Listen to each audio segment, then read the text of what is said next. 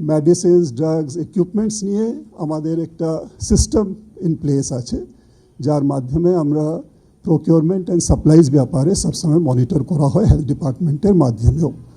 এই ক্ষেত্রেও আমরা যে স্যাম্পলস কালেক্ট করা হয়েছে ও ডিটেল ইনভেস্টিগেশন জানিয়ে পাঠানো হয়েছে, রিপোর্টও প্রাথমিক রিপোর্টও যেটা এসছে তার মাধ্যমে আমরা যে মেডিসিনস এবং ড্রাগস ওখানে ইউজ করা হয়েছে যাদের রিপোর্ট চলে এসছে ওটাকে আমরা রিমুভ করে দেওয়ার নির্দেশ দিয়েছি এবং এটা ওখানে ইউজ করা যাবে না, এই ব্যাপারে হেলথ ডিপার্টমেন্ট নির্দেশ দিচ্ছে।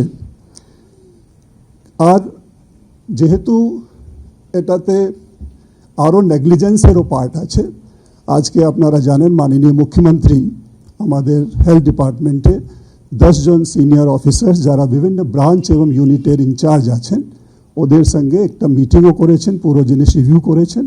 রিভিউ করার পরে ক্লিয়ার ডাইরেকশনস দেওয়া হয়েছে কি সাচ নেগলিজেন্স বা অ্যাডমিনিস্ট্রেটিভ বা প্রসিজারাল ল্যাপসেস কোনোভাবেই টলারেট করা যাবে না এবং ডিটেল ইনভেস্টিগেশন রিপোর্ট আসার পরে যারা রেসপন্সিবল আছেন, যারা গিল্টি আছেন ওদের বিরুদ্ধে স্ট্রিক্ট অ্যাকশন নেওয়া হবে।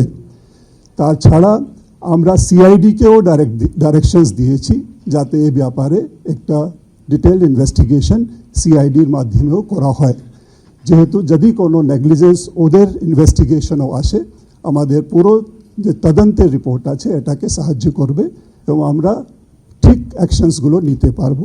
আরও একটা ব্যবস্থা আমরা যেটা করতে যাচ্ছি যাতে এই যে কারেক্টিভ অ্যাকশনসগুলো এভাবে নিতে হবে যাতে এই সব ইনসিডেন্টসগুলো আগামী দিনে ফিউচারে রিকার না করে, এই ব্যাপারেও হেলথ ডিপার্টমেন্টকে মাননীয় মুখ্যমন্ত্রী নির্দেশ দিয়েছে। তো এটাই হলো আমার তরফ থেকে প্রাথমিকভাবে আপনাদেরকে বলা। আমরা সব রকম ব্যবস্থা করছি, এটা একটা বড় লস।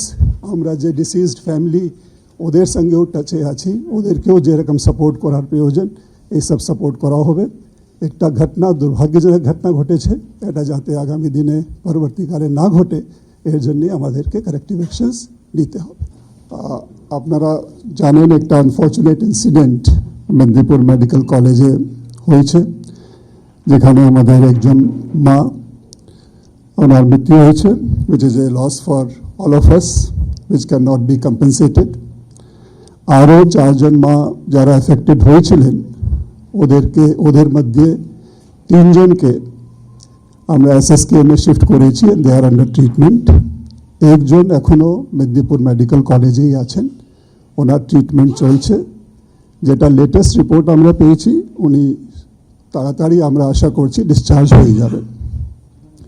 এই সব যে 5 জন মায়েদের যে অপারেশন হয়েছিল 8 আর 9 জানুয়ারি 2025 by the obs and gynae ডিপার্টমেন্টে যে ইউনিট তখন ডিউটিতে ছিল তারা এই কাজ ওখানে করেছিলেন।